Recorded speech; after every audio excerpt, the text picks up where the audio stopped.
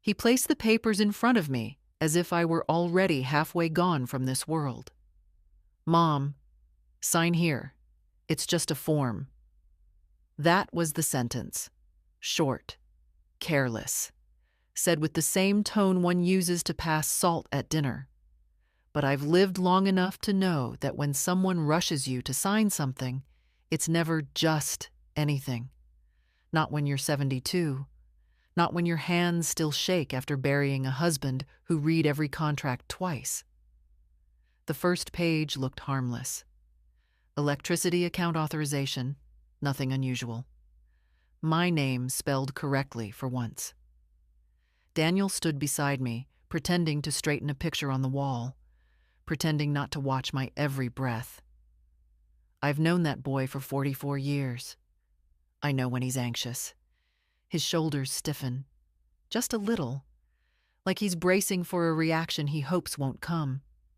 I turned the page. The second sheet had smaller print, the kind men like my husband used to call the devil's handwriting, and I, foolish old woman that I sometimes am, almost signed without looking. Almost.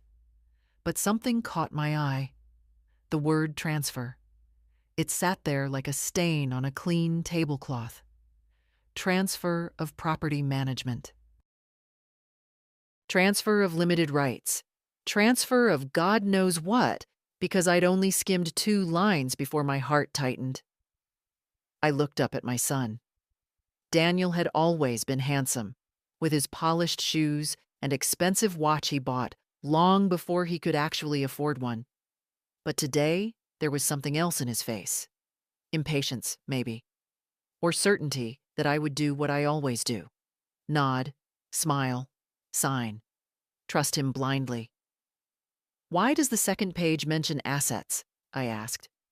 He blinked too fast. "It's standard, Mom. Everyone signs that. Just a consolidation form for the bills. You wouldn't understand all the legal jargon." That last sentence, oh, how neatly it slid between my ribs. You wouldn't understand. I've heard it my whole life. When I was a young wife learning how to stretch $1 into 3 meals. When I worked nights so he could go to a better high school. When I held his daughter so his wife could get her nails done. You wouldn't understand. As if age takes away sense instead of sharpening it. I lowered my eyes to the page again. My husband, God rest him, taught me something before cancer took him. He said, "Maggie, read the second page of anything. The lies live there." And he was right. They always do. I traced a line with my finger slowly, carefully, while Daniel pretended to check his phone. He wasn't fooling anyone.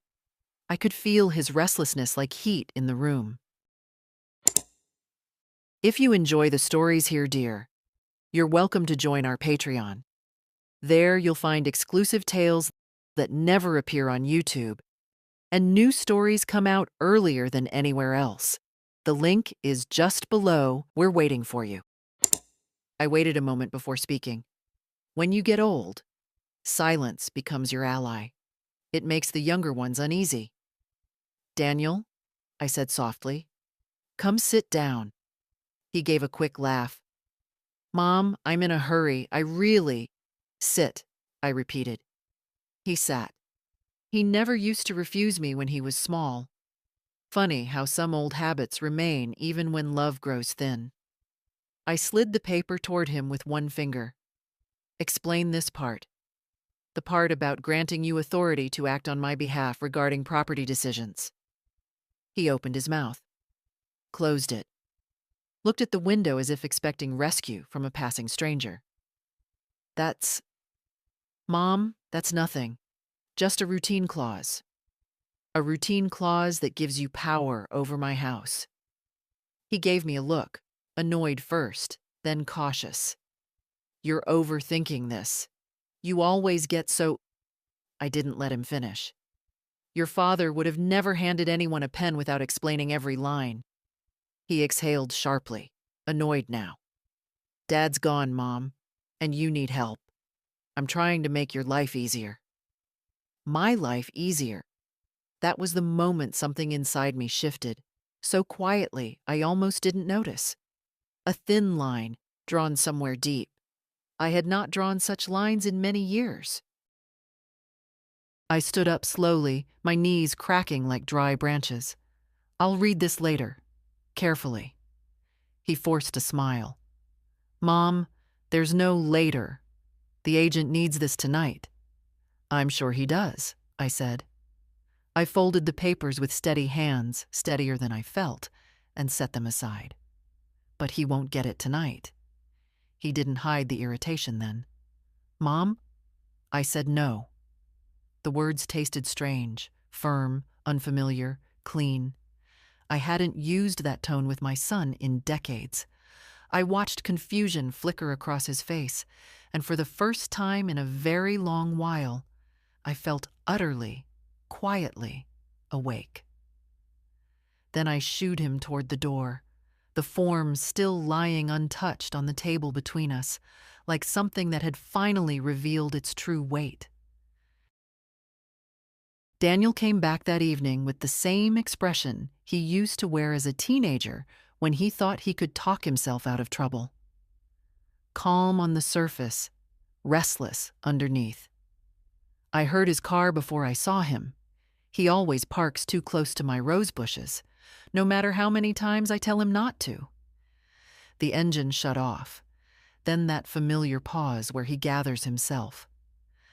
I've lived long enough to recognize when someone rehearses a speech. I stayed in the kitchen, wiping down a counter already clean. It's funny, at my age I can sense the mood of my own home. The walls stiffened as if preparing for company they didn't trust. He walked in without knocking. He used to knock. Even last year he knocked. Funny how disrespect arrives quietly, on soft feet, pretending to be normal routine. "Mom?" he said, his voice overly warm, stretched thin like cheap fabric. "You left things tense earlier. I just wanted to clear the air." I turned off the faucet slowly, drying my hands. No air needs clearing. I simply refused to sign something I didn't understand. His smile twitched. "It's not that complicated." "You're making it bigger than it is." I watched him take a seat at my table, like a man who believes every chair belongs to him by birthright. His suit was still crisp from work, tie loosened, as if to show me how busy, how important he was. "You didn't explain it," I said. "It was just a bill form," he insisted. "A consolidation. You know how utilities are these days. They bury everything under piles of paperwork. I was trying to help." I sat across from him. It's strange, after decades of motherhood, how little distance there can be between your love for someone and your suspicion of them. Those two feelings barely touched in me before. Tonight they did. "Help?" I repeated softly. His eyes flickered. A man who lies hates the echo of his own words. He pushed a hand through his hair. "Mom, look. Lena thinks you're under too much stress managing the house alone. She worries about you. We both do. This form would let us make decisions on your behalf if something happened." "If something happened," I said, "I still have a mind. I still have rights." "Mom, come on," he sighed. "You're 72. "And you're 44, I replied. "That doesn't make you my guardian." He didn't like that. I could see the impatience creeping in, the way his jaw tightened. "I didn't mean it that way." "But that's exactly what the paper says, Daniel." He shifted in his seat, and that's when she appeared. Lena. She stepped inside without looking at me first, as if I were part of the furniture she'd grown tired of. Tall, sleek, polished, like everything Daniel admired these days. Her perfume drifted in before her voice. "Oh, good," she said lightly. "You two are talking." I watched her walk to my table like someone inspecting potential real estate. Margaret, she began with a smile that never touched her eyes. Daniel told me about the mix-up earlier. I know legal documents can be overwhelming at your age. Truly, I get it. At your age. A small phrase, yet it sits heavily, like a book placed on a weak shelf. I'm not overwhelmed, I said. I simply read what was in front of me. Lena leaned one hand on the chair. Well, that's admirable. But we're trying to help. Managing property, finances. It can become too much for someone who lives alone. We just want to support you. I looked at her. Really looked. Her eyes weren't worried. They were calculating. Smooth as glass. She wasn't here for my well-being. She was here to manage the situation. Daniel added quickly, "We're not trying to take anything from you." That's comforting to hear, I said, given that the form would have allowed exactly that. The silence that followed wasn't loud, but it was heavy. Lena's smile vanished for a brief second before she adjusted it again. Well, she said, maybe we should all slow down. Let Daniel handle the paperwork going forward. It's too easy for misunderstandings to happen. I folded my hands in my lap. No, I'll handle my own affairs. The words were simple, quiet, but I felt something settle inside me, a firmness, a spine. Daniel leaned back, exasperated. Mom, don't be stubborn. We're trying to protect you. I don't need protection from my own life, I said, just from deception. Lena's face hardened, just for a breath. Daniel looked embarrassed, then irritated. I think you're being unfair, he muttered. And I think you're underestimating me, I answered. The clock ticked behind us. Slow, steady, indifferent. My husband used to say time tells the truth better than people do. And sitting there, across from my son and his polished wife, I felt time whisper something I'd ignored for too long. They thought I was weak. They thought I trusted too blindly. But the second page of that form had changed something. Quietly, yes, but unmistakably. I stood, and the chair legs scraped softly across the floor. Behind me, neither of them moved. I could feel their eyes on my back as I walked to the counter, not because they were worried, but because they were finally unsure of me. That night, I couldn't sleep. I lay on my back, listening to the old house breathe, pipes settling, wood expanding, the soft hum of the refrigerator. Funny how a home becomes a living thing after enough years with it. I knew every sound, every rhythm, and I could tell tonight it was uneasy, as if the walls themselves sensed something shifting. I kept replaying Daniel's face in my mind. Not the annoyed one, no, that expression I'd grown used to. What stayed with me was the flicker of alarm when I said no. I'd seen that exact look once before, decades ago, when he was 12 and tried to sneak his report card into the trash. Back then, I found it almost tender, the innocent panic of a boy caught.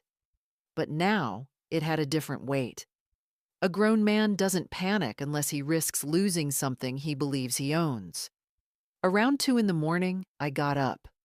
My joints protested, but I'd lived with pain long enough to know how to move through it like a cold fog. I put on my robe and went into the small study where I keep old boxes, memories shoved into corners because no one asks for them anymore. I opened the drawer where I keep documents, bank statements, tax returns, my husband's letters, the insurance papers. George used to keep everything labeled neatly. Even after 8 years without him, his handwriting still sits there on folders, steady as the man himself. Seeing it always gives me a moment's pause, as if he might walk through the door any second and growl about me being awake at this hour. I pulled out a stack of old envelopes Daniel once asked me to keep, just in case. Receipts from loans I helped him with, breakdowns of medical bills he swore he'd repay, joint statements from that business venture he wanted to start 10 years ago. All the ways I tried to support him. All the ways he forgot to thank me. Or maybe he didn't forget. Maybe he simply never thought he needed to. I sat down at the desk and laid everything out. When you're young, you look at paperwork and see clutter. At my age, you see a map. Where you went wrong, where someone else did, where things slowly shifted without you noticing. Page after page, I saw it. The pattern. Daniel never asked about my health without following it up with a request for help.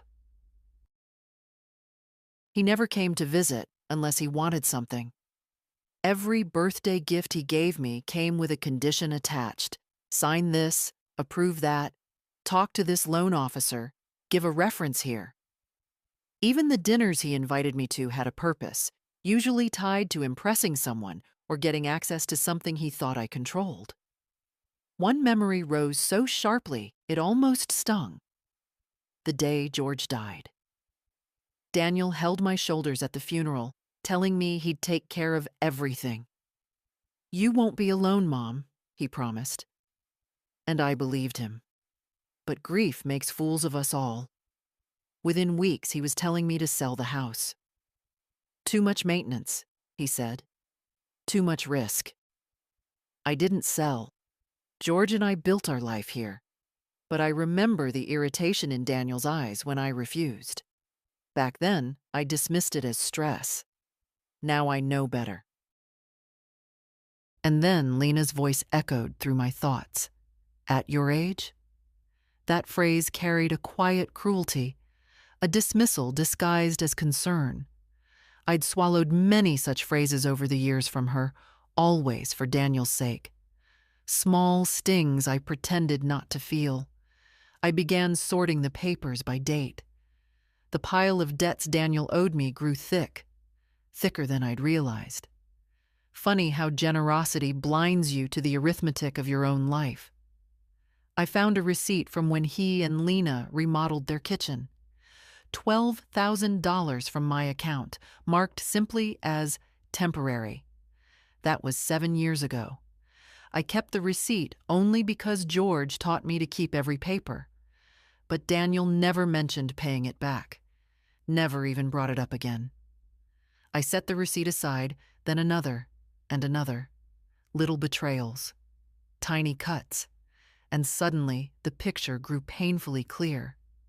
This wasn't a momentary lapse in judgment from him. It was a pattern I had enabled. For years. I leaned back in my chair and closed my eyes. I didn't cry. Tears are something that left me slowly over the past decade, like hair turning gray. Instead, I felt a heaviness in my chest. Not grief, but recognition. This is who he has become. And I played a part in it. My husband once told me, "Maggie, love your boy with all your heart, but don't let him take advantage of that heart." I remember laughing at him, telling him Daniel would never do such a thing, that he was a good boy. And he was. But boys grow into men, and men grow into the shape of what they're allowed to be. The room was cold by then. The clock on the wall ticked evenly, almost gently, as if reminding me that time moves on whether or not we're ready to follow. I gathered the documents into a neat pile. Then I placed them back in the drawer where they belonged. Not hidden, just waiting. Waiting for the moment they'd be needed. As I closed the drawer, I caught my reflection in the window. An older woman, yes, wrinkled, gray-haired, slower than she once was. But in her eyes I saw something I hadn't seen for a long time. Not fear, not confusion. Something steady, something awake, something ready. I didn't tell Daniel or Lena where I went the next morning. Some things are better done in silence, like stitching up a wound before anyone notices you're bleeding. I took the bus downtown, the old green line George and I used to ride when our car broke down in the winter of '82. The city looked different now, new glass buildings, new faces, but inside I felt something familiar, a steadiness, the same one I had back when I handled our bills alone while George worked night shifts. The law office was on the third floor of a brick building that had survived at least 5 mayors and 2 economic crises. The elevator groaned on the way up. I didn't mind. Some things that creak still hold strong. When I reached the door, Harris and Bloom, attorneys at law, I felt a strange tremor in my chest. Not fear, more like the tightening of a muscle long unused. I knocked lightly, and a young woman with bright red glasses ushered me inside. "Mrs. Holloway?" she asked. I nodded. "Mr. Harris will see you shortly." I sat in the waiting area, watching sunlight fall across the wooden floor, listening to muffled voices behind closed doors. I remembered coming here once before, with George after his first heart attack. We had updated our will together, holding hands the whole time. He squeezed my fingers every time the lawyer said something uncomfortable, as if to remind me he was still there. When Mr. Harris finally appeared, he looked older than I remembered. White hair, deeper wrinkles around the eyes, but the same calm, thoughtful expression. He shook my hand gently. "Maggie," he said, as though I were an old friend. "It's been a long time. Come in." I followed him into his office, a small room lined with books that looked as though they'd never been opened but were too dignified to collect dust. I sat across from him, placing the stack of documents on the desk. He glanced at them, then at my face. "Tell me," he said quietly. I took a breath. Daniel brought me papers to sign, said they were for utilities. But the second page... I unfolded the form, smoothing the corner with my hand. Mentions transferring authority over my assets to him, property decisions, banking powers. His eyebrows lifted just slightly. Did he explain the clause? No. And did you sign anything? No. He nodded once, slowly. Good. That single word, for the first time in months, made me feel something close to pride. He adjusted his glasses and began reading the documents carefully, line by line. I watched his eyes move, the way his finger traced certain sentences. After several minutes, he leaned back. "This is not a utilities form," he said. "It's a limited durable power of attorney packaged inside a service agreement. It would give your son authority over your home, accounts, and decisions, should he choose to use it that way." "Use it how?" I asked, though I already knew. He folded his hands. "In the wrong situation, it could leave you without legal control of your own property." For a moment, the room felt smaller, like the air had thickened. Even though part of me expected this, hearing it aloud made everything real in a way that silent suspicion never could. "Maggie," he said gently, "has Daniel tried anything like this before?" "Not directly," I answered, "but he's been pressuring and careless with money, and lately impatient, as if he's running out of time." Mr. Harris pursed his lips thoughtfully. "Financial desperation can make people behave recklessly, even toward their own families." I felt my throat tighten. "Do I need to be worried?" He didn't answer immediately. That was answer enough. "Worried," he said finally. "No. Cautious? Absolutely." We discussed options, protective measures, safeguards, ways to ensure no one could access my accounts or property without my explicit consent. He explained everything in a steady, unhurried tone, like a doctor giving directions after surgery. Not alarming, but honest. When he finished, he leaned forward. You did the right thing coming here today. I nodded. I didn't want trouble. But I won't be caught off guard. That, he said with a small smile, is the voice of the Margaret I remember. I smiled faintly back. Some compliments carry real weight because they come from someone who saw you before life weathered you down. He prepared a document for me, a formal note stating I had declined the power of attorney, along with instructions to safeguard my signature from any misuse. He also gave me a list of banks to contact, just in case Daniel had attempted anything else without my knowledge. As I gathered my things, he hesitated. Maggie, I met Daniel years ago, when he was still in college. He was bright, ambitious. But I remember George saying something once. Something about Daniel believing rules were suggestions. Yes, my husband had said that too, more than once. He's my son, I said quietly. And that, Mr. Harris replied, is what makes all of this painful. I left the office with my papers tucked securely under my arm. The hallway felt brighter than before, the air lighter. Not because the problem was solved, far from it, but because for the first time in a long time, I had taken a step for myself, not for Daniel, not for peace, not to avoid an argument. Just for me. When I stepped outside, the wind was cold, but it felt honest against my face. When I returned home from the lawyer's office, the house felt colder than usual, not in temperature, but in atmosphere, like a place bracing for unwelcome company. And it didn't take long before the sound of a car door slammed in my driveway. Too loud, too forceful. Daniel had arrived. Again. He didn't bother with the usual half-hearted knock. He strode in as if he owned the place. Maybe in his mind he already did. "Mom," he said, his voice clipped, "why haven't you answered my calls?" I set my purse down slowly. One thing I've learned as I've aged, rushing only benefits the person who wants to pressure you. I hung up my coat, smoothing the sleeve, and only then looked at him.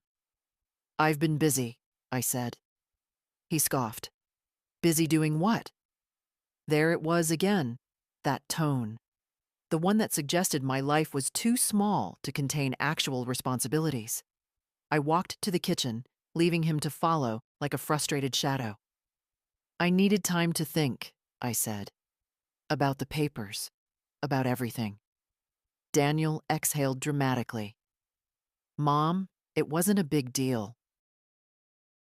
"You're making this complicated." "What's complicated," I answered, opening the cabinet for tea, "is that you weren't honest with me." He flinched just slightly, then masked it with irritation.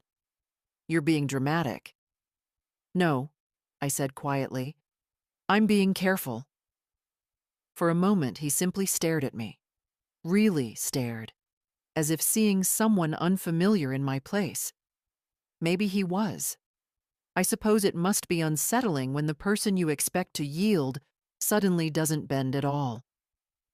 Just then, the door opened again. Lena's voice floated in, sharp and bright like cold metal. "Daniel? Oh, you're both here." She walked into the kitchen with a smile that reminded me of polished glass. Smooth, reflective, impossible to truly see through. Her eyes scanned my face, searching for cracks. "Margaret," she said sweetly, "I hope you've had time to reconsider that misunderstanding yesterday." "Misunderstanding?" I repeated. "Yes," she said, settling onto a stool as if she were hosting the conversation. "The little confusion over the forms. Daniel explained that you got the wrong idea and—" "I read the document," I interrupted. "The idea was very clear." Her smile tightened, but she kept it in place. "Well, since you're feeling overwhelmed, perhaps Daniel and I can sit down with you and go through your mail, bills, accounts." "No," I said. The word came out calm, almost gentle, but it landed like a stone. Lena blinked once, twice. Daniel frowned, arms crossing defensively. "Mom," he said, "please don't start this." "I'm not starting anything," I replied. "I'm simply making a decision." Lena leaned forward. "Margaret, you're being stubborn. At your age, managing finances alone can be—" "What did you call it yesterday?" I asked. "Overwhelming?" She hesitated. "I didn't mean it that way." "Yes, you did," I said. "And that's all right. You said your truth. Now let me say mine." Both of them fell quiet. Not out of respect, I think, but surprise. "I've managed this home for 49 years, I said. "I paid bills when your husband couldn't find work. I refinanced this house when Daniel was in college and needed money.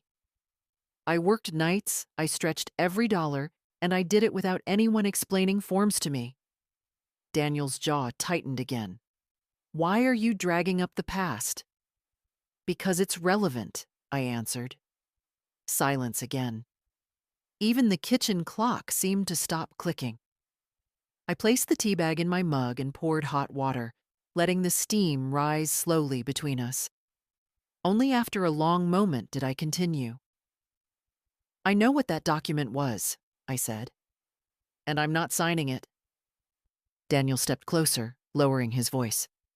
"Mom, you're misinterpreting everything. I wouldn't do anything to hurt you."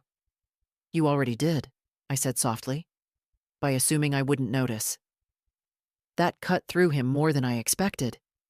He opened his mouth, closed it, then ran a hand over his face. Lena finally spoke, her tone cooler now.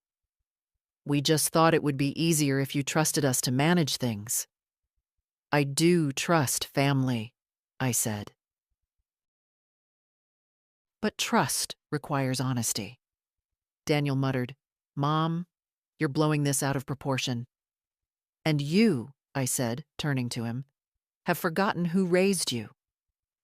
The words hung in the room, neither sharp nor loud, just true. For a few seconds, no one spoke. Daniel's expression softened for a moment, almost uncertain, as if he couldn't recognize the woman standing in front of him. Lena looked away, smoothing her blouse, her patience stretched thin. "I need some space," I said finally. "Both of you should go home." Daniel blinked. "Are you serious?" "Yes." "But we're trying to help." "No," I said. "You're trying to control something that doesn't belong to you." They exchanged glances, silent, irritated, confused. Lena stood first. "We'll talk later, Margaret." Daniel hesitated, then followed her toward the door. He paused once, but I didn't look up. I didn't need to. When the door finally shut, I let out a long, slow breath, not of relief, but of recognition. Something in me, long buried, had surfaced again. Not anger, not pride. Just the quiet understanding that the world shifts when you finally stop agreeing to shrink. The house was quiet after they left. Too quiet. The kind of quiet that lets thoughts grow louder than they should. I stood for a while in the kitchen, hands resting on the counter, feeling the faint tremor that age gives you when emotions run too deep. Not fear. Just the body remembering it isn't 30 anymore. Eventually, I returned to the study, the place where the truth waited in neat stacks of paper. I switched on the old lamp, its yellow light spilling across the desk, and pulled open the drawer where I'd placed everything the night before. I thought I'd only glance at it again, maybe rearrange the folders, reassure myself that I hadn't imagined the pattern I'd seen. But the moment I opened the first envelope, the weight of the past years came down with startling clarity. The earliest document was 10 years old, a loan I gave Daniel so he could stabilize finances after he and Lena bought their first house. I remember that conversation vividly, how he sounded embarrassed, almost humble, how I wrote the check without hesitation, thinking it would help them find their footing. I never asked for repayment. I assumed it would come naturally. It never did. I set it aside and opened the next folder. More receipts, more transfers. 1,000 here, 3,000 there. One labeled emergency medical bill, which I remember paying on the spot because Daniel said the hospital was pressuring them. Later, when I visited for dinner, I overheard Lena telling a friend they were so grateful insurance covered everything. Insurance. Not me. I pulled out another paper, an invoice from a contractor, $8,000 for a kitchen remodel. I stared at it for a long time, remembering how excited Lena had been about the renovation, how she'd bragged about choosing imported tiles. I remember Daniel telling me quietly, "We're overwhelmed this month, Mom. Could you help? Just temporarily." Temporarily had become a lifetime word in that house. I kept going. The deeper I dug, the more obvious the picture became. Daniel didn't ask me for favors. He built expectations, and I allowed it. Every transfer was a small surrender disguised as kindness. Every check I wrote was another stitch in a net he wrapped around me, tightening so slowly I barely felt it. I found an email he'd printed years ago, one he'd asked me to hold on to just in case. It was correspondence between him and a financial advisor. The email said, "Once my mother's house is secured, we'll be able to refinance and move forward with the investment plan." Secured, that was the word. He had planned this long before yesterday's document. My breath grew shallow for a moment. Not from shock, no. Shock had passed. This was the ache of recognition, the kind that takes its time settling into your bones. I laid the email down carefully, as if it were something fragile, though the truth inside it was solid and cold. Next, I opened an envelope labeled MISC. Inside were photocopies of my signature. I froze. I touched the corner of one page with a fingertip. Not shaky, not forged. Photocopied. Likely from times I signed things without thinking, perhaps at family gatherings, or when Daniel handed me something quick to look over. Why did he need copies of my signature? I already knew the answer. It tasted bitter. I kept going because stopping felt worse. I found bank statements from 2 years ago, unfamiliar transfers I didn't remember authorizing. Small amounts, but regular. I checked the dates. They matched the period when Daniel was pressuring me about downsizing the house. Funny how truth hides in plain sight until you're ready to see it. I leaned back in the chair, letting my eyes rest on the ceiling.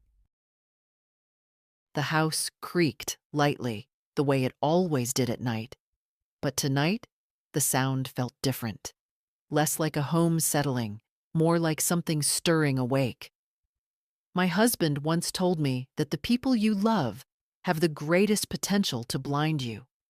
Not because they mean to, but because you want so badly to see them as better than they are. I had spent years excusing Daniel's behavior, smoothing over his impatience, pretending his carelessness was simply stress. But stress doesn't explain preparing documents that hand him my life. It doesn't explain copying my signature.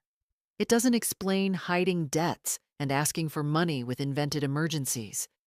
This wasn't a bad week for him. It wasn't a lapse in judgment.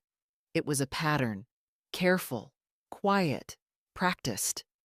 The realization didn't bring anger. Anger would have been easier. No. What settled over me was something steadier, something that felt like the spine I forgot I still had. I gathered the papers into a new stack, not hidden, not buried. A stack meant to remind me of a truth I wouldn't ignore anymore. Then I closed the drawer and sat for a long time, listening to the faint hum of the lamp, feeling the room steady around me. When I finally stood, I knew exactly what the next step would be. Claire came by the next afternoon without calling first. She does that sometimes, and I've never minded. With her, unexpected visits don't feel like intrusions. They feel like reminders that someone in this family still knows what affection looks like. I heard her footsteps on the porch, softer than Daniel's, lighter than Lena's. She knocked gently, then peeked through the window with a smile that vanished the moment she saw my face. "Grandma?" she asked, stepping inside. "You look tired. What happened?" I sat at the kitchen table, the papers still in a stack nearby, though I'd covered them with a cloth before she arrived. Even so, she noticed something. Claire notices everything. She has that same quiet sharpness my husband had, gentle in appearance, but nothing escapes her. "Sit down, sweetheart," I said. She slipped into the chair across from me, her long hair falling over her shoulder. She's 21 now, but I still see the little girl who used to bring me dandelions from the yard, believing they were the most beautiful flowers in the world. "Did Dad say something to you?" she asked. "You two argue?" It was instinct, old and foolish, to protect Daniel even then. To pretend everything was fine. But the habit cracked under the weight of the last few days. I folded my hands. "He brought me some papers. Told me to sign them." Claire frowned. "What kind of papers?" "Ones I wasn't meant to look at closely." Her eyes widened, worry deepening. "Grandma, what did he try to do?" I hesitated, not because I doubted her loyalty, but because there is a special pain in admitting your own child has crossed a line you hoped he never would. "He wanted control over the house," I said quietly, "and my accounts." Claire didn't speak for a moment. She stared at me, her jaw tense. Then she looked down at her hands, twisting the ring her mother gave her years ago. "I knew something was off," she whispered. "I've known for a while." I tilted my head. "What do you mean?" She took a slow breath, the kind you take before deciding whether telling the truth will hurt more than keeping it. "Dad talks about your house a lot. Not to you, to Mom. To me sometimes when he forgets I'm old enough to understand. He says it's too much responsibility for you, that it's just a matter of time. I didn't think he'd do something like this." Her voice trembled then, but she straightened quickly, ashamed of showing emotion. I reached across the table and placed my hand over hers. "It's all right," I said.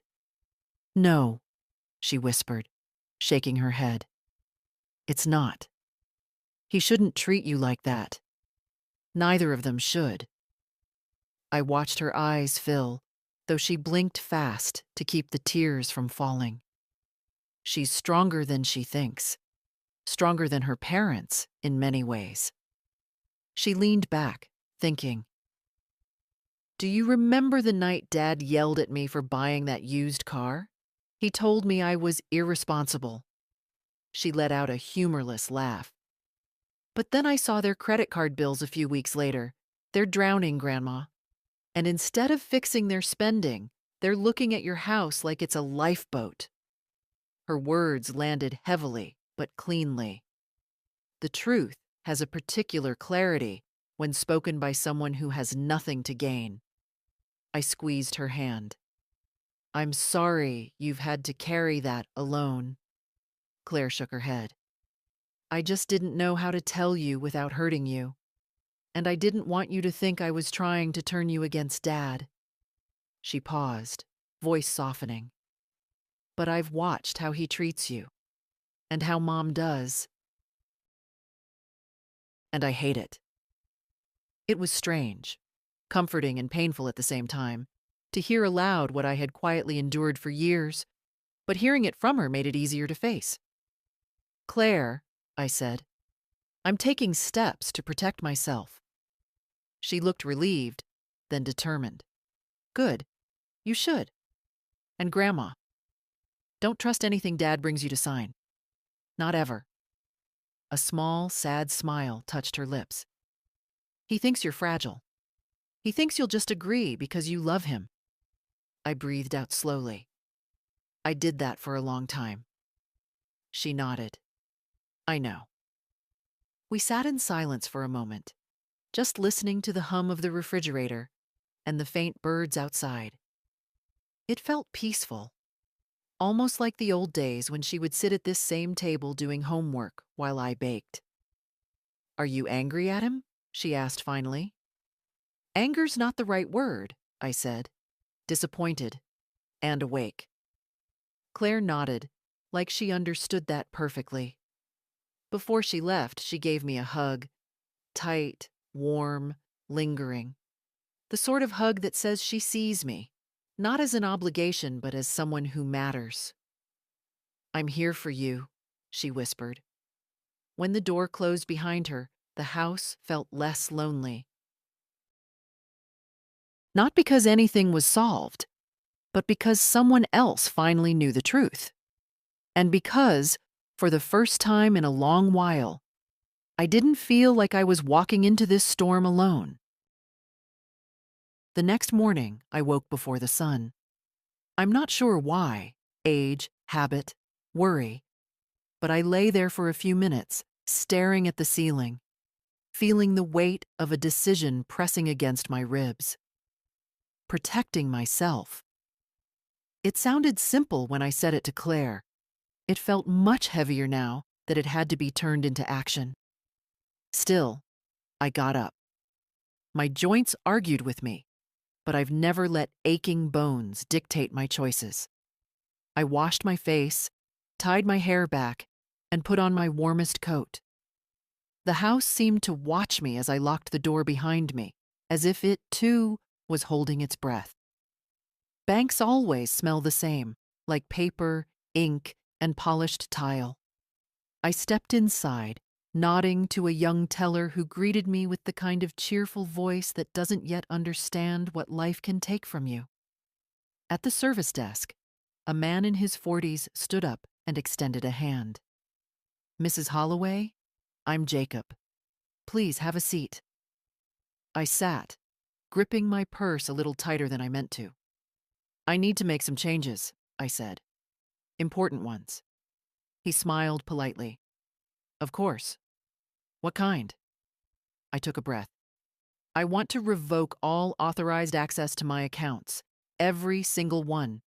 No shared privileges. No automatic transfers. Nothing connected to my son or his household. Jacob blinked, surprised. But to his credit, he didn't ask unnecessary questions. All right. We can begin with removing names from secondary access privileges. No, I said firmly. I want every authorization reviewed, every transfer, every recurring payment, every signature on file. Something in my voice must have told him this wasn't a minor adjustment. He nodded and pulled up my information on the screen. One moment while I check access logs, he said. He typed quietly, and I watched the reflection of the screen in his glasses. A few minutes later, he frowned, leaning closer. Mrs. Holloway, did you authorize a monthly transfer to an account ending in 4382? No, I said. I don't recognize that. He hesitated. It's been active for 17 months. My stomach tightened. How much? $400 a month. 400, quietly taken, like a whisper of money disappearing into the dark. A small enough amount that I might never have noticed, but consistent enough to matter. I want it stopped, I said. Of course. As he clicked through more windows, he cleared his throat. There are also 3 credit lines connected to your profile. 2 appear dormant. 1 is active, with recent charges. I felt heat rise behind my eyes. Not anger, not shame, something in between. Pull up the charges. He read them to me gently, as if softening his tone would make them smaller. Grocery store, electronics, online purchases, a hotel booking. Nothing extravagant, but none of it mine. My signature sat on the authorization form in the system. Except it wasn't my signature. It was the photocopied version, the same one I'd found in Daniel's papers. I didn't sign that, I said. Jacob nodded solemnly. We can flag this immediately. It may require a fraud review. Fraud. The word sat between us like a heavy bowl of stones. Not the dramatic kind you see on television. No police sirens or courtroom standoffs. Just quiet, deliberate misuse. The kind people commit when they think no one will ever notice. When we finished revoking permissions, canceling transfers, freezing questionable accounts, and resetting passwords, Jacob printed out a stack of papers. All set, Mrs. Holloway. Your accounts are protected now, and no one else has access. I took the papers, my hand trembling slightly. Thank you. He paused, then spoke gently. If you need to talk to someone about unauthorized activity, we can connect you with a specialist. I shook my head. Not yet. I need to understand what I'm dealing with first. He nodded respectfully. I walked out of the bank into the cold morning light. The sky was pale blue, almost brittle. I stood for a moment on the sidewalk, letting the weight of everything settle. Protecting my finances was only the surface. Beneath it lay something far more painful, the recognition of how far my son had drifted, how long I'd allowed him to handle me instead of respect me. But beneath that pain, something else stirred. A steadiness, a quiet resolve. On the way home, I stopped at the corner bakery and bought myself a small cinnamon roll, something I rarely allowed because I'd always saved treats for when family visited. Today it felt appropriate, a small act of owning my life again.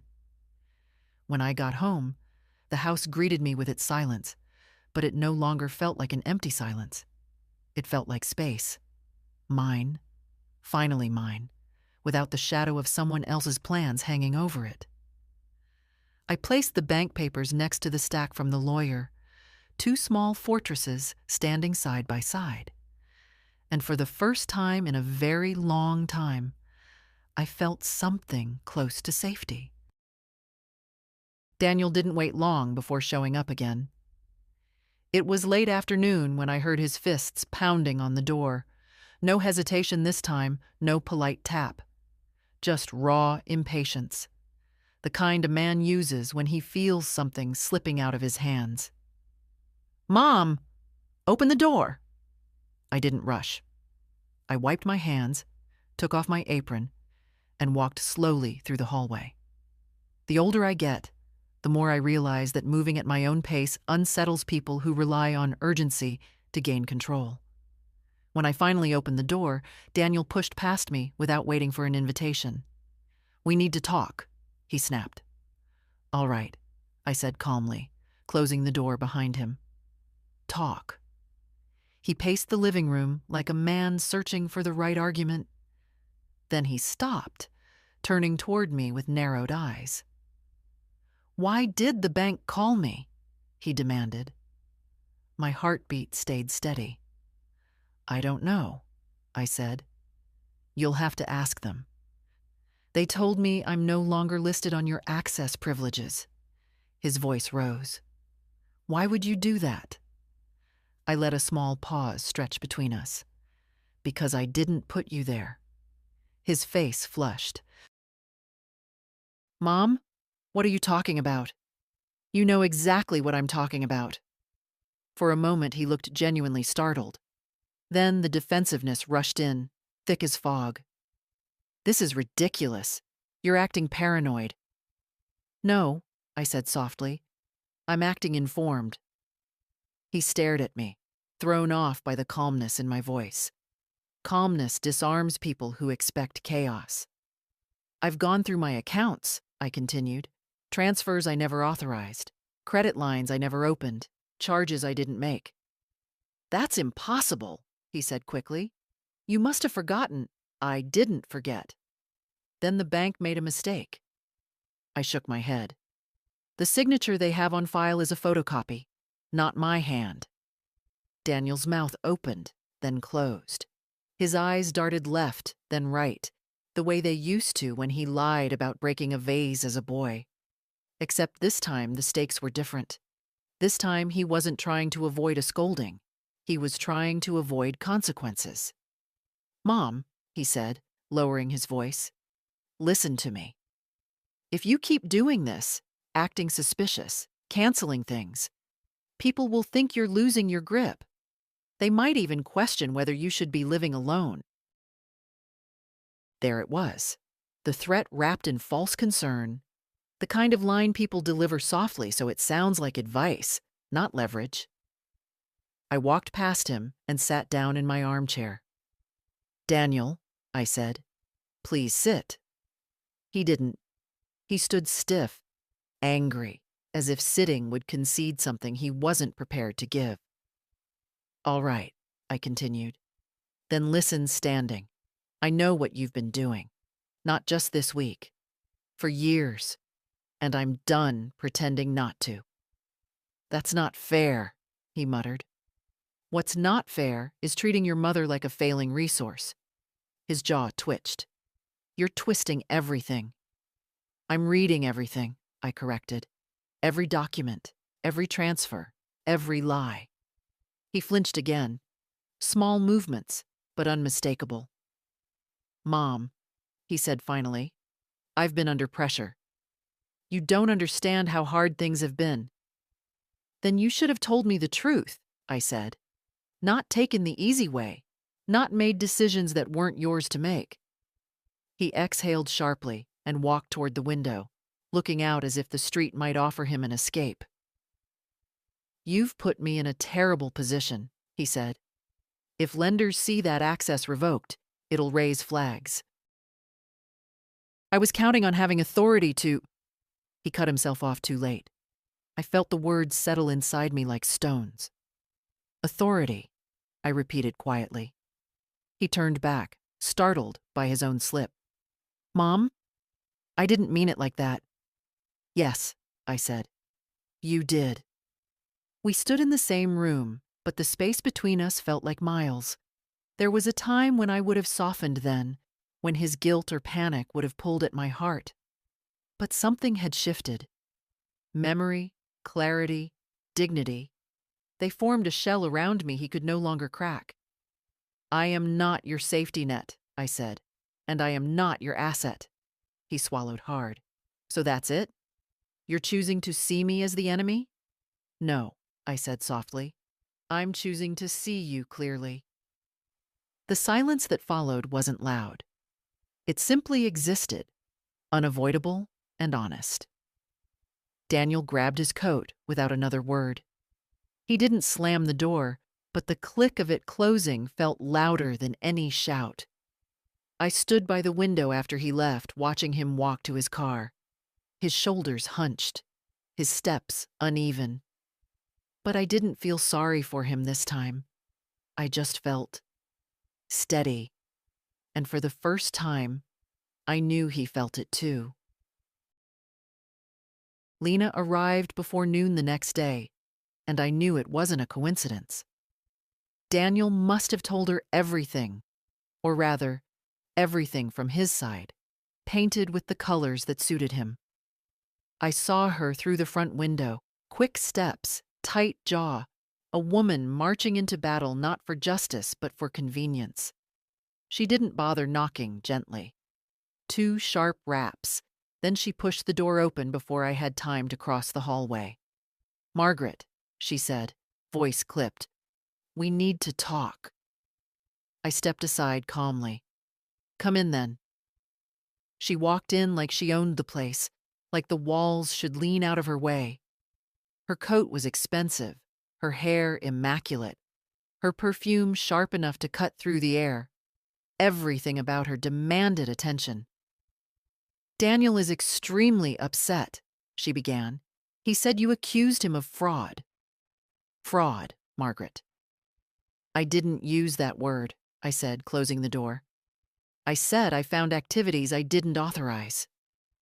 That's the same thing, she snapped. No, I replied, brushing past her toward the kitchen. It's not. She followed me, heels tapping against the floor in angry, precise beats.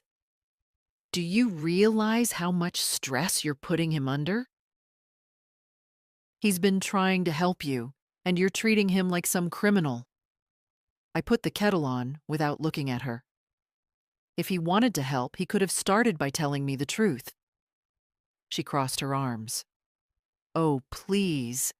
You're acting like you're perfectly capable of managing everything alone. At your age, you should be grateful someone cares enough to handle your affairs.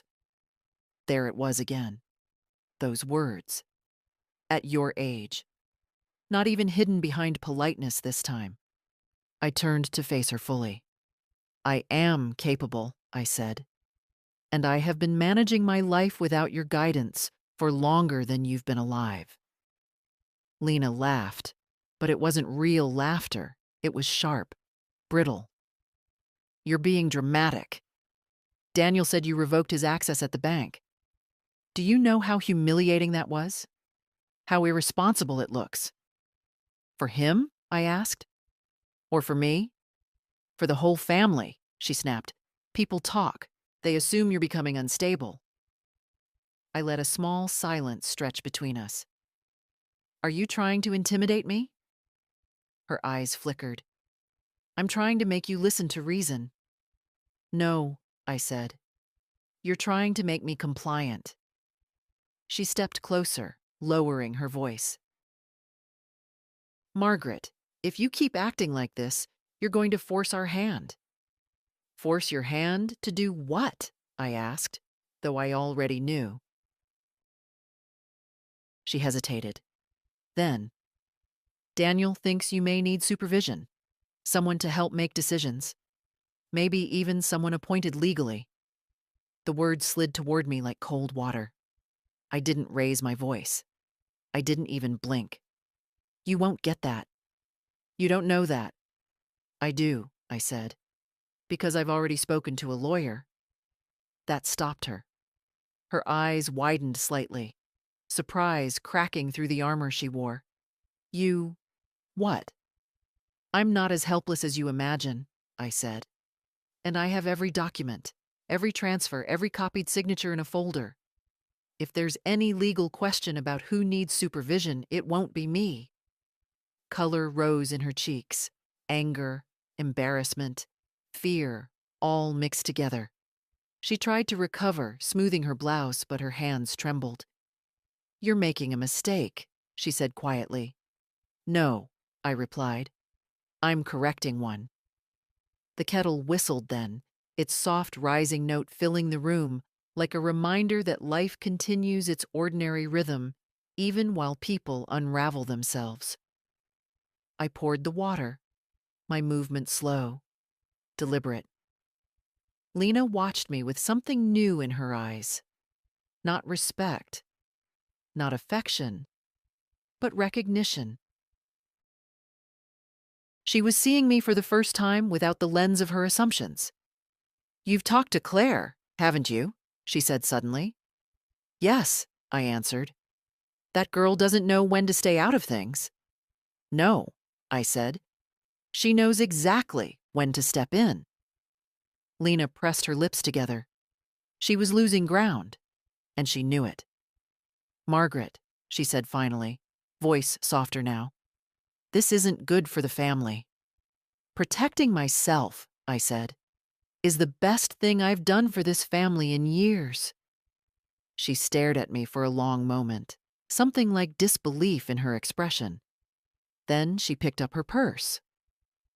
I'll tell Daniel you're not cooperating, she said. You do that. She lingered for half a second, as if expecting me to call her back, to soften, to apologize as I had done so many times before. I didn't.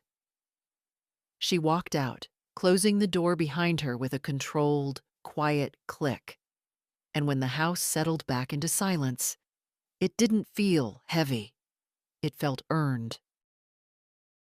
The letter from Mr. Harris arrived 2 mornings later, slipped neatly through the slot in my door. I recognized the stationery before I even picked it up. Heavy paper. A lawyer's kind of paper. The kind that carries weight even before you read a word. I made myself tea first.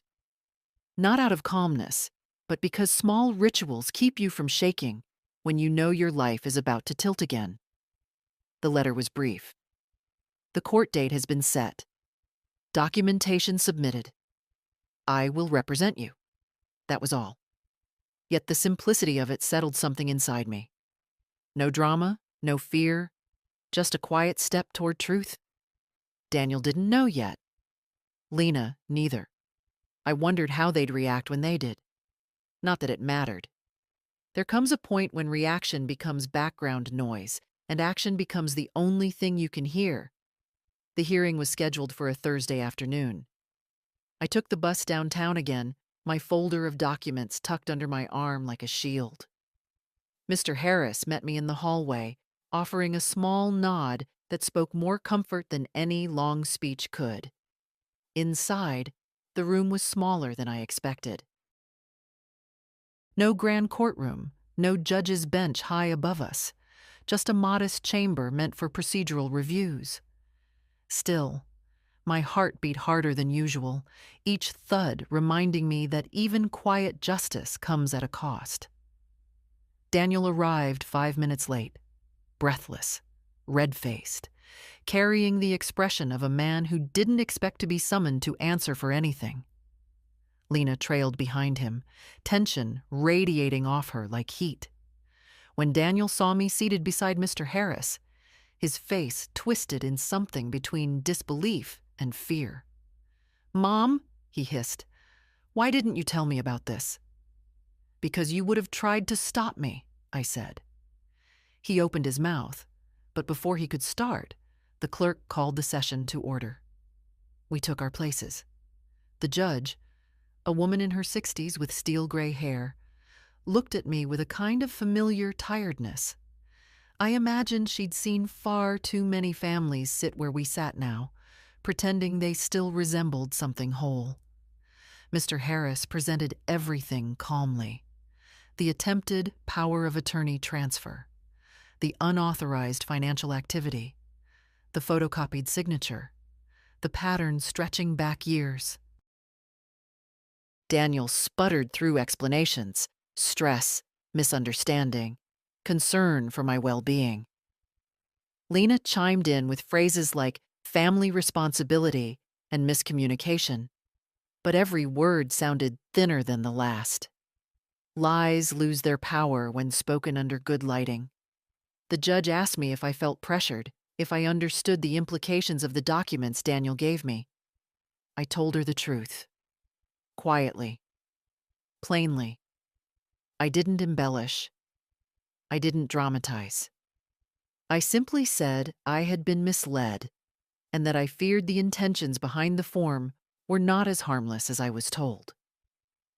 Daniel stared at me then, not angry, but stunned, as if he hadn't expected me to speak with such clarity, as if he'd forgotten I still had a voice that wasn't shaped by him. When it was over, the judge concluded decisively.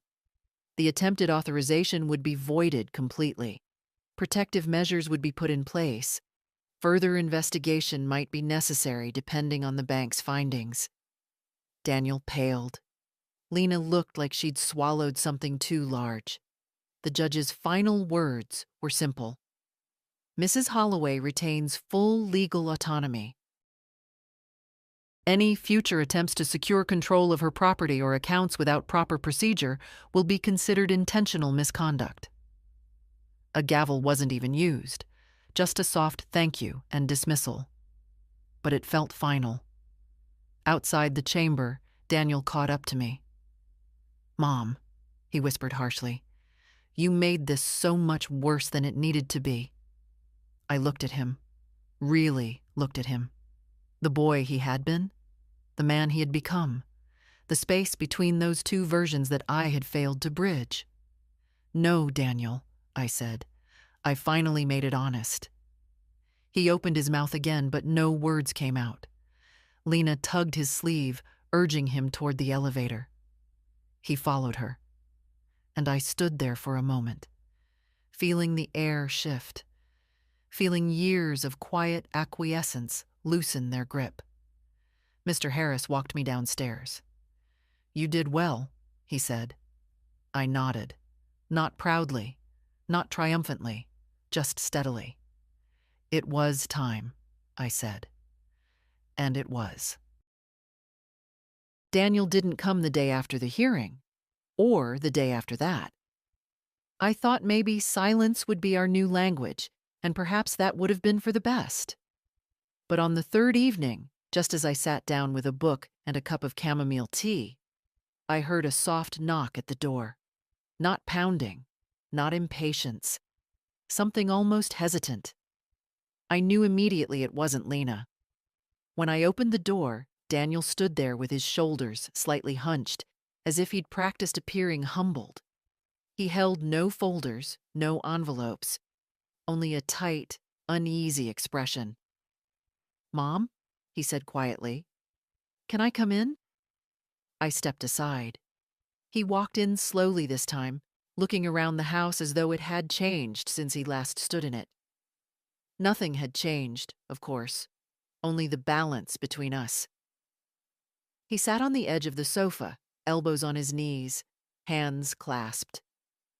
A posture I recognized from when he was a child trying to confess something without saying it directly. "I shouldn't have let it get this far," he murmured. Things have been hard. Harder than I told you." I took my chair across from him, leaving space between us. "You could have told me that," I said.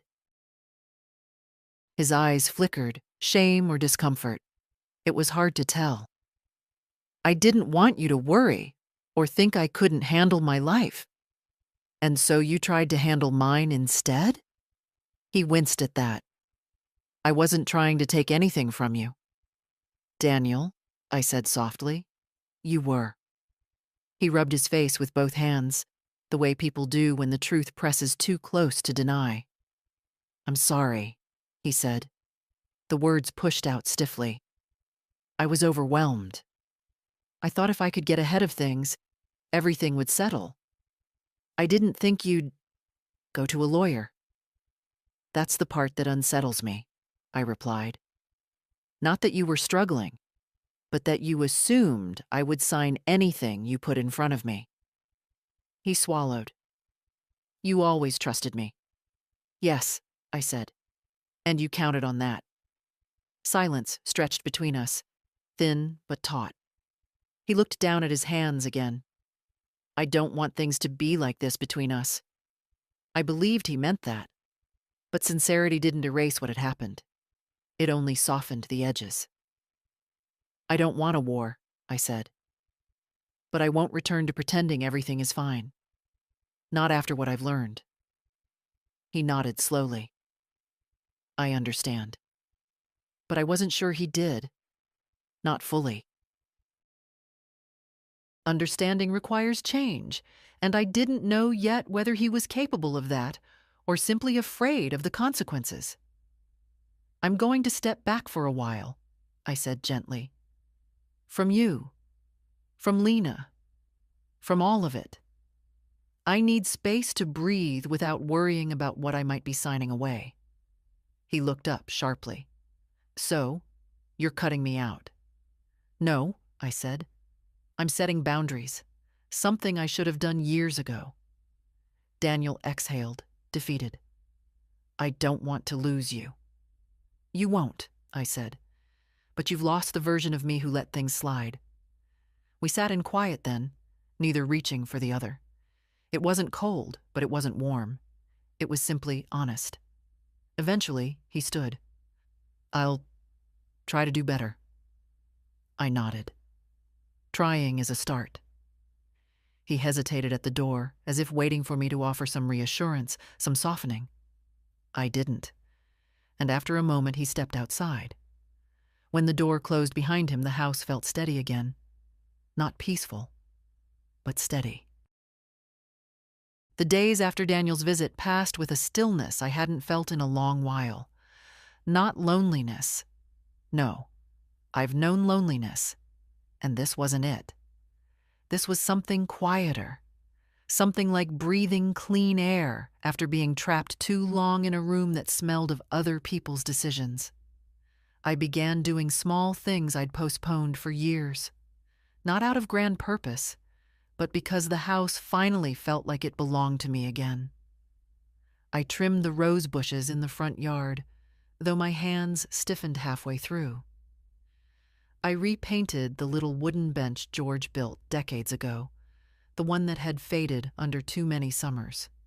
I opened windows even when it was cold, letting fresh air sweep the cobwebs from places that hadn't been touched by wind in too long. One afternoon, I found a brochure tucked inside a drawer, an art class for seniors at the community center.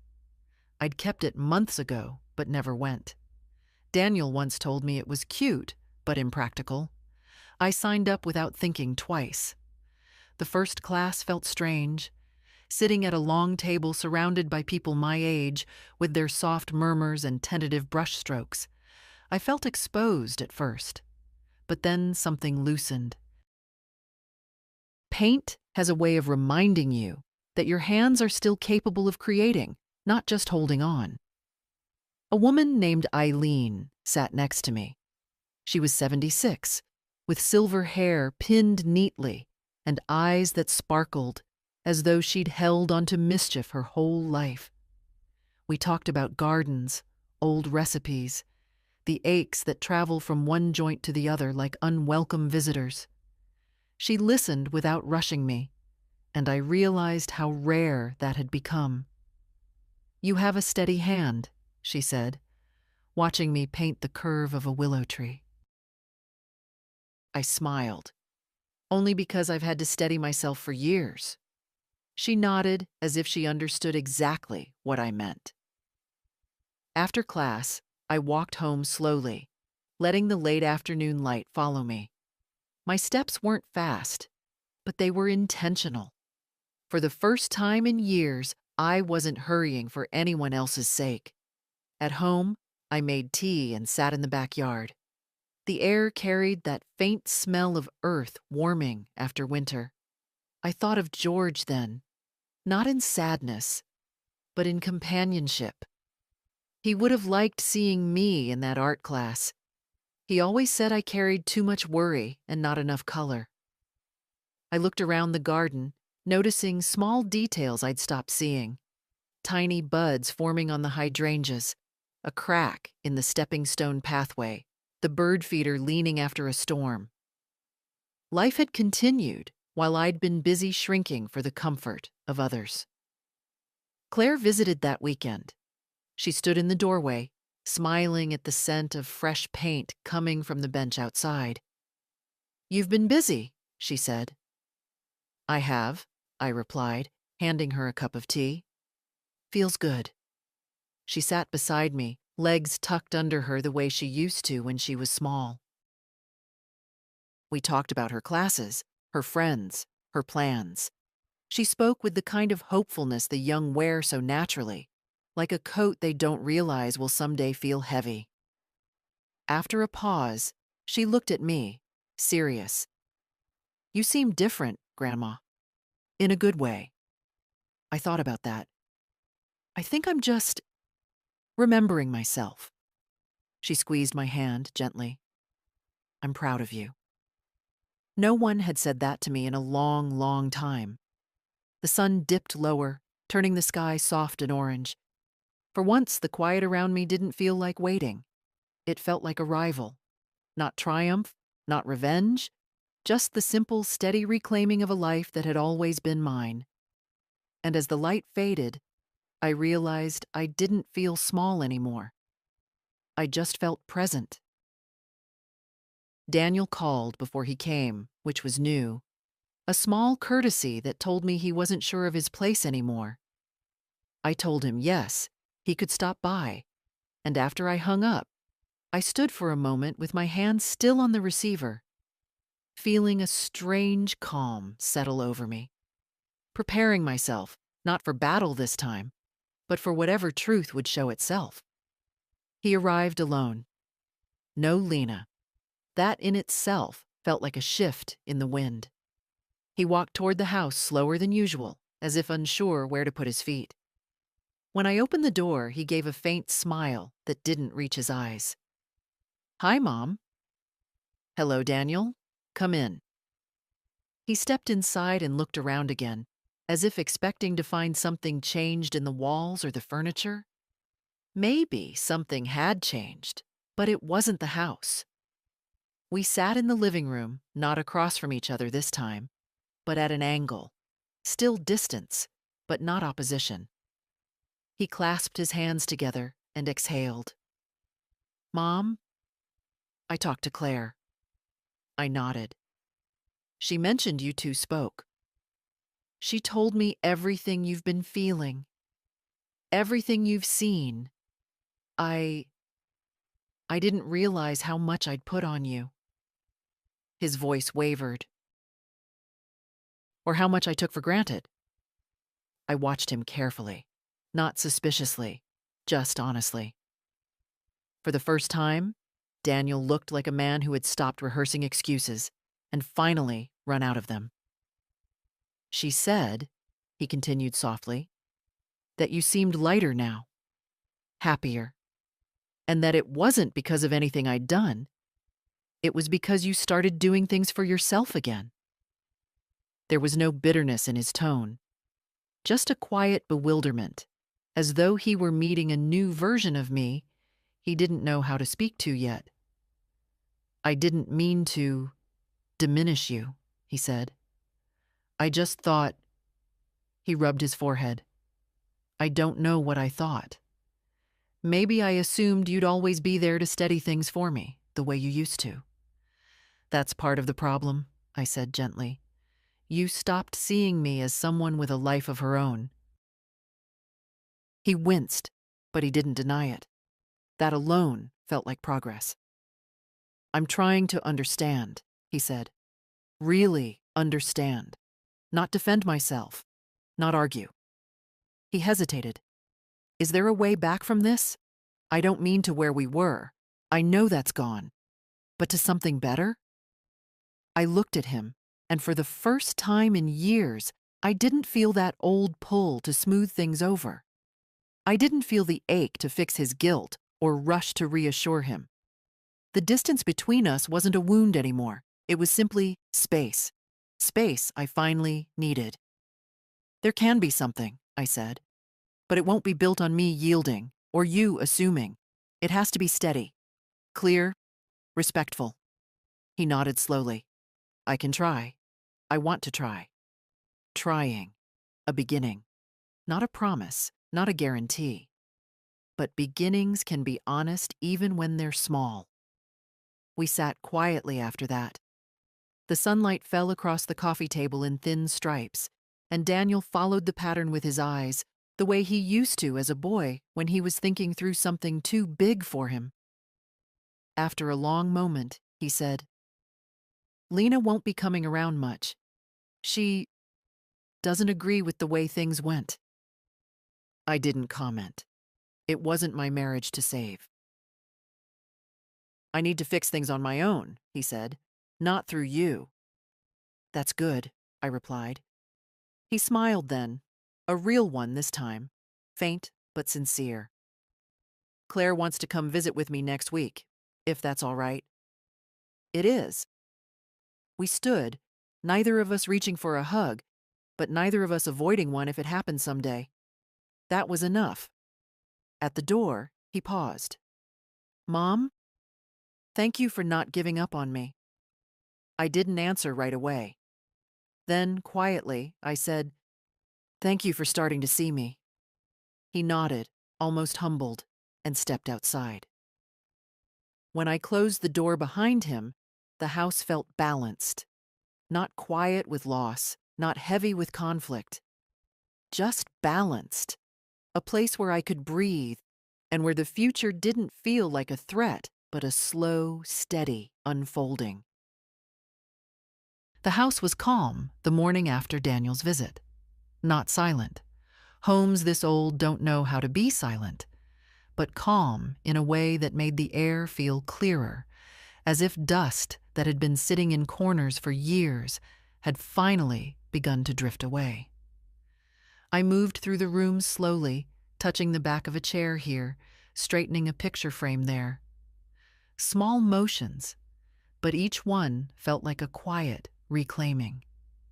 I took my tea to the backyard and sat on the bench George built. The paint I'd applied last week had already dried into a soft, even blue. He always said blue made a place feel honest. I think he was right. The sky was pale, the kind of morning light that doesn't push itself onto you. It just arrives, softly, steadily. I thought about the last few weeks. How everything began with one piece of paper, one second page, one moment when I saw clearly what I had allowed myself to ignore, and how that single moment had started an unraveling, not of me, but of the illusions I'd wrapped myself in for years. Illusions about my son, about my own strength, about what love is and isn't supposed to tolerate. It surprised me, in a way, how much of my life I'd lived in quiet compromise. Not because I lacked courage, but because I believed yielding was a form of kindness. That patience was always the higher ground. But age teaches you something. Patience never does. There is a difference between peace and silence, between being gentle and being erased.